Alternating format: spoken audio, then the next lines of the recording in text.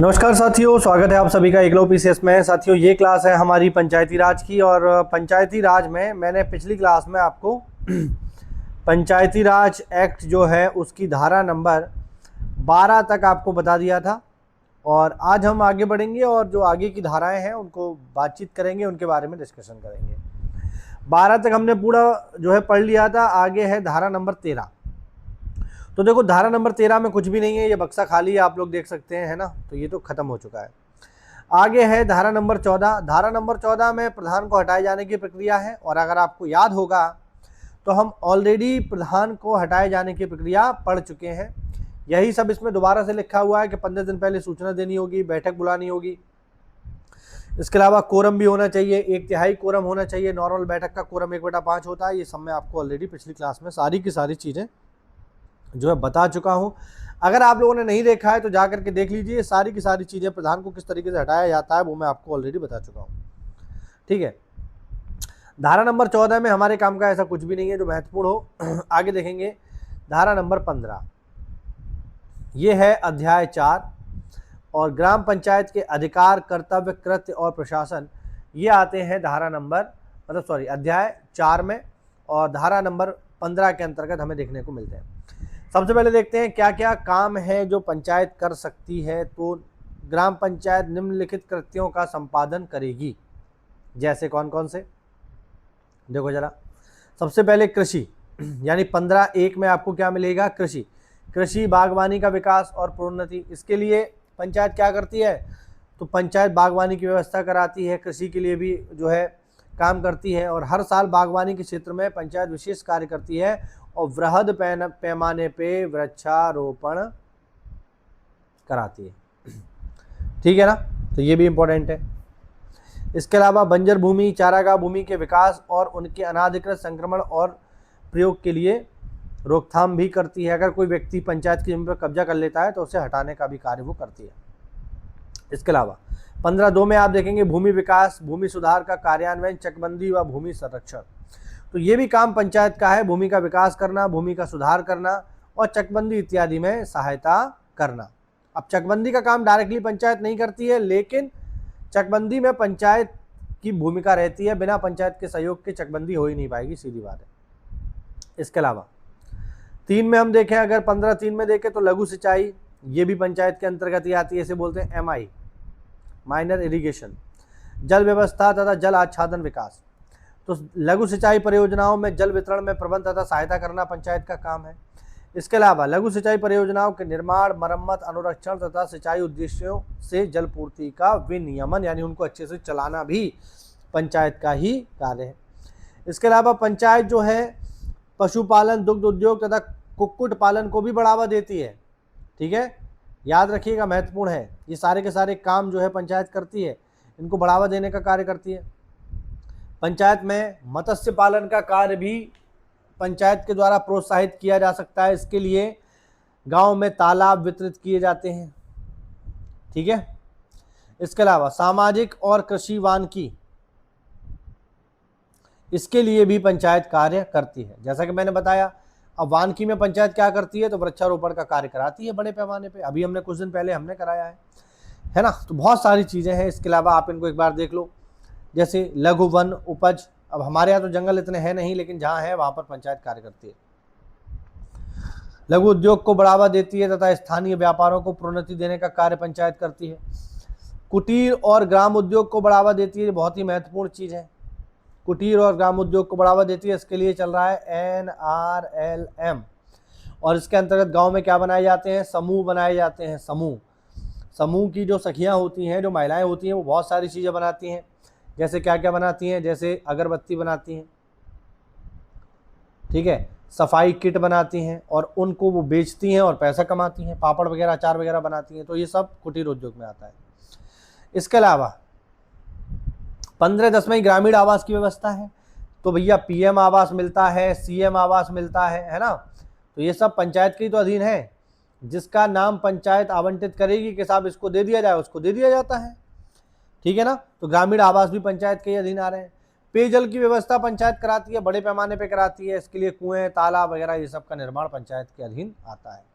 ठीक है। और हम देखें तो 15(3) के अंतर्गत सड़कें, पुलिया, ये सब जो है, जो संचार के साधन हैं, इन पर भी पंचायत कार्य करती है। ठीक है।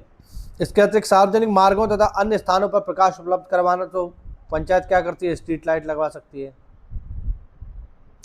और क्या कर सकती है? इसके अलावा पंचायत जो है साथियों वो सोलर लाइट भी लगवा सकती है। तो ये सारे के सारे काम पंचायत के द्वारा किए जा सकते हैं और कराए जा सकते हैं। ठीक है ना। तो बहुत सारी चीज़ें हैं जो पंचायत यहाँ करती है। आप इसको अगर पढ़ना चाहें तो यहाँ पर आप पढ़ सकते हो। प्रौढ़ शिक्षा के लिए पुस्तकालय, अभी देखिए सरकार ने अभी जैसे हमारे ही ब्लॉक में जो है बहुत सारे पुस्तकालय अलॉट किए गए हैं पंचायतों पे। तो बहुत बढ़िया बढ़िया किताबें जो हैं आई हैं और लाखों की किताबें हैं वो। तो ये सब जो है पंचायत के द्वारा किए जा सकते हैं। इसके अलावा अगर हम देखें तो मेले वगैरह का जो आयोजन है या सांस्कृतिक कार्यक्रम भी पंचायतों के द्वारा किए जा सकते हैं। खेलकूद मैदान भी बनाए जाते हैं। ठीक है। तो बहुत सारी चीज़ें जो है पंचायत यहाँ करती है, इनको एक बार आप लोग देख लो। इसके अलावा पंचायत के द्वारा एक बहुत ही इंपॉर्टेंट काम होता है, वो है जन्म, मृत्यु तथा विवाह का रजिस्ट्रीकरण। ठीक, जब आप वीडियो बन जाओगे या वीपीओ बन जाओगे तो आप लोग होगे जन्म मृत्यु रजिस्ट्रार। जो पंचायत आपके पास होगी ना, उससे जितने भी जन्म मृत्यु सर्टिफिकेट बनेंगे उनके नीचे आपके ही साइन होंगे। ठीक है, देखिएगा। ठीक है। तो ये सारे के सारे काम पंचायत के द्वारा किए जाते हैं। ठीक है। तो बहुत लंबा चौड़ा जो है इनका काम है पंचायतों का, जो पंचायत करती है।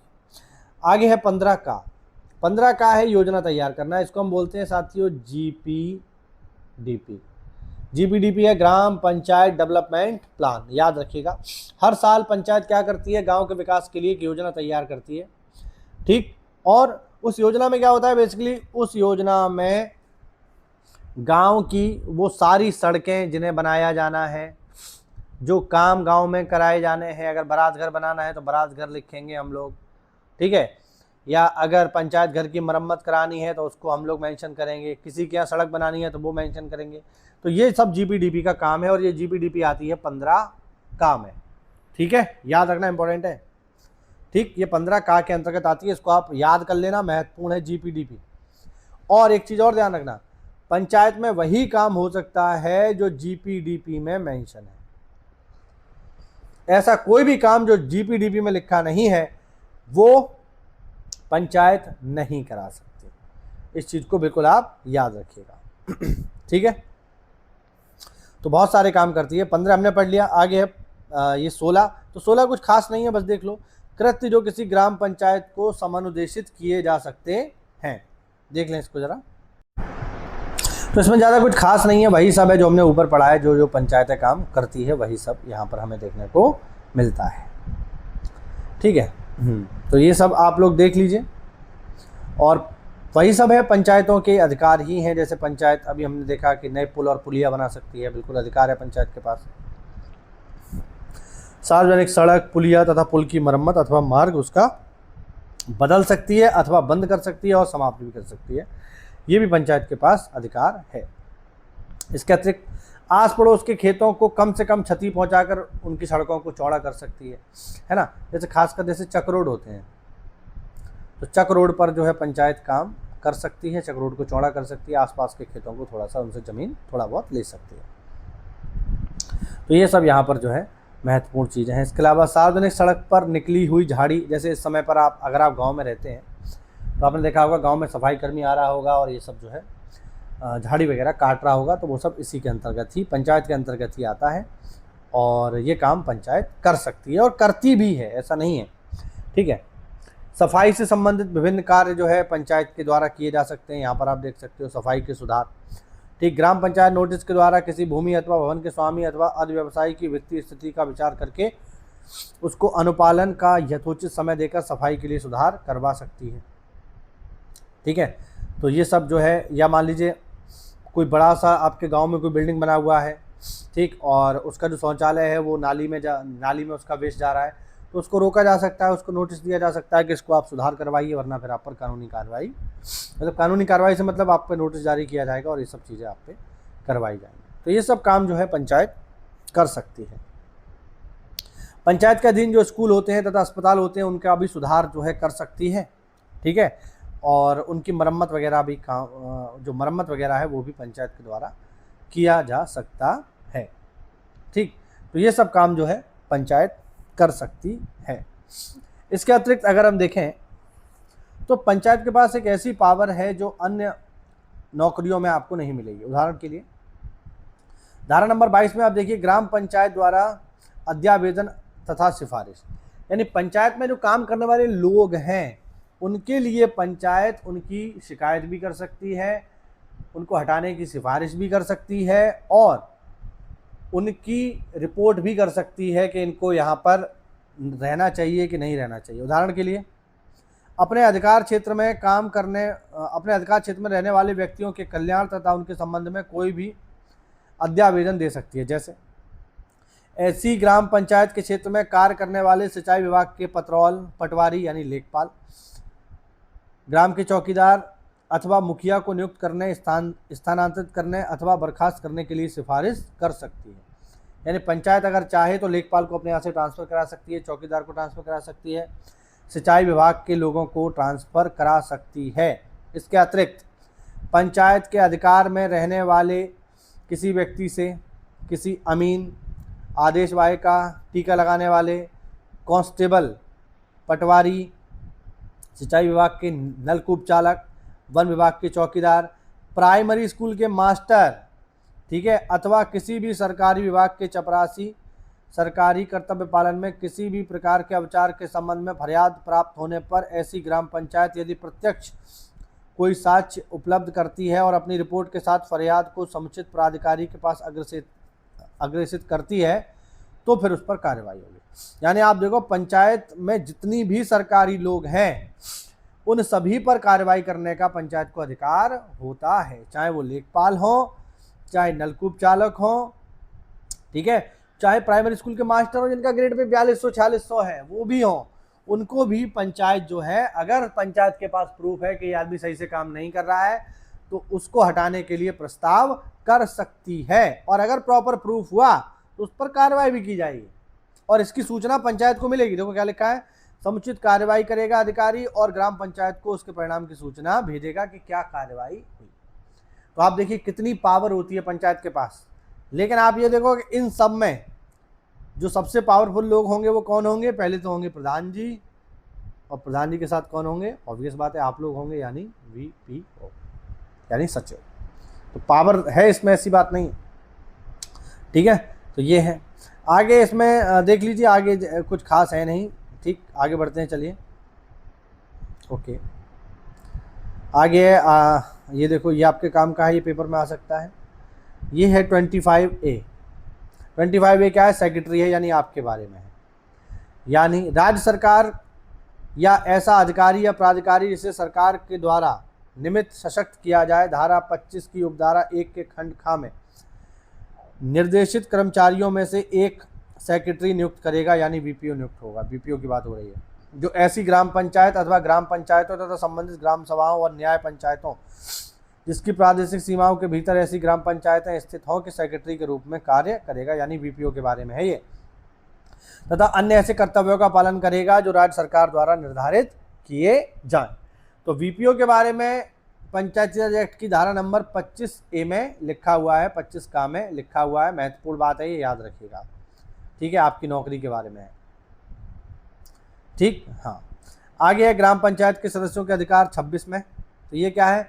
ग्राम पंचायत का कोई भी सदस्य बैठक में कोई संकल्प प्रस्तुत कर सकता है और प्रधान या ग्राम पंचायत के प्रशासन से संबंधित विषयों पर कोई भी सवाल पूछ सकता है, ठीक है।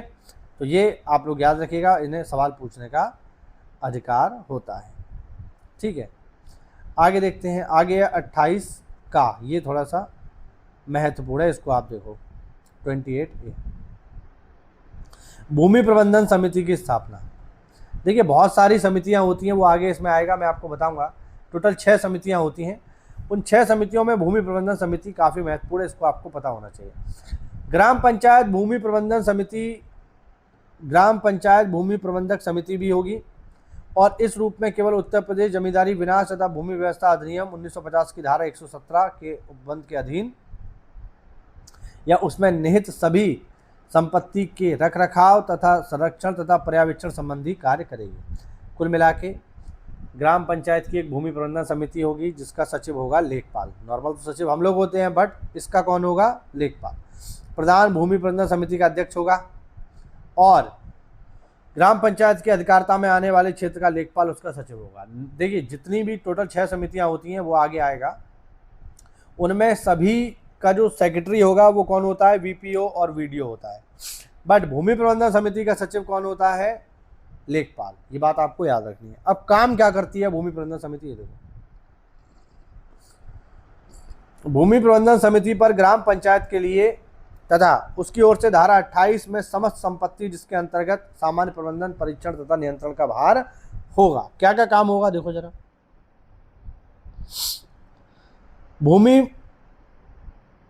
भूमि का बंदोबस्त तथा प्रबंधन, किंतु इसके अंतर्गत उत्तर प्रदेश की जमींदारी विनाश तथा भूमि व्यवस्था अधिनियम 1950 की धारा 117 के अधीन तथा उक्त अधिनियम के किसी अन्य उपबंध के अधीन किसी संपत्ति का अंतरण नहीं है। यानी ये कुछ इनके बारे में जो जमींदारी उन्मूलन अधिनियम है उससे जुड़ा हुआ है, ये आपके काम का नहीं है। आपके काम का ये है वन तथा वृक्षों का परीक्षण, अनुरक्षण और विकास, ये भूमि प्रबंधन समिति का काम है। आबादी स्थलों तथा ग्राम संचार साधनों का अनुरक्षण और विकास, ये पेपर में आ सकता है कि इनमें से कौन सा काम है भूमि प्रबंधन समिति का, इससे अच्छे से नोट कर लेना। हाटों तथा बाजारों तथा मेलों का प्रबंधन, मीनाशय यानी जहां मछली पाली जाती है, और तालाबों का अनुरक्षण और विकास, ये भी भूमि प्रबंधन समिति का काम है। जो चकबंदी में सहायता देना, ग्राम पंचायत या उसके विरुद्ध समितियों के कृत्यों से संबंध अथवा उससे उद्भूत होने वाले वादों तथा कार्रवाइयों का संचालन तथा अभियोजन। ठीक, तो ये सारे के सारे काम किसके हैं? ये सारे के सारे काम जो है वो भूमि प्रबंधन समिति के हैं। इनको आप देख लेना। ये भी याद रखिएगा कि भूमि प्रबंधन समिति अपने कार्य जमींदारी विनाश तथा भूमि व्यवस्था अधिनियम के उपबंधों के अधीन ही करेगी। यानी भूमि प्रबंधन अधिनियम मतलब भूमि प्रबंधन समिति जो काम करेगी वो जमींदारी विनाश तथा भूमि व्यवस्था अधिनियम के अधीन ही करेगी। ये पंचायती राज एक्ट के अधीन डायरेक्टली मतलब आएगी, तो लिखा तो इसी में ही है, बट जो काम करेगी कि क्या क्या काम इसे करने हैं वो इस अधिनियम के अंतर्गत करेगी। ठीक है, इंपॉर्टेंट है, ये भी देख लो। भूमि प्रबंधक समिति के संविदा आदि के भूमि प्रबंधक समिति के सदस्य अथवा अधिकारी कोई लाभ नहीं उठाएंगे। ग्राम पंचायत या भूमि प्रबंधक समिति का कोई भी सदस्य या पदाधिकारी कलेक्टर की लिखित अनुमति के बिना जानते हुए संबंधित भूमि प्रबंधन समिति या उसकी ओर से किसी लाइसेंस, पट्टा, क्रय, तबादला, संविदा या व्यवसाय में कोई हिस्सा या हित उपार्जित नहीं करेगा। यानी अगर आप भूमि प्रबंधन समिति के सदस्य हो या अधिकारी हो, लेखपाल हो, तो उससे संबंधित कोई लाभ आप नहीं लोगे। ठीक है, तो ये इंपॉर्टेंट चीज है, ये इसमें जो है एक प्रतिबंध लगाया गया है। ठीक, तो ये काफी महत्वपूर्ण है, इसको आप लोग याद रखिएगा। ठीक है, तो ये वो आज का हमारा एक छोटा सा वीडियो। साथियों अभी एक्चुअल में मैं बाहर आया हुआ हूँ, तो इस वजह से बोर्ड पे वीडियो नहीं बना पाया आज मैं, इसी वजह से मैं सोचा लाओ डायरेक्टली पंचायती राज एक्ट से ही आपको बता दूँ। तो छोटी सी क्लास रही आज हमारी ये, और अगली क्लास में जो है हम इसके आगे को प्रॉपर वीडियो बना करके डिटेल में इसकी बातचीत करेंगे। ठीक है साथियों, मिलते हैं अगली क्लास में, तब तक के लिए जय हिंद, जय भारत, वंदे मातरम।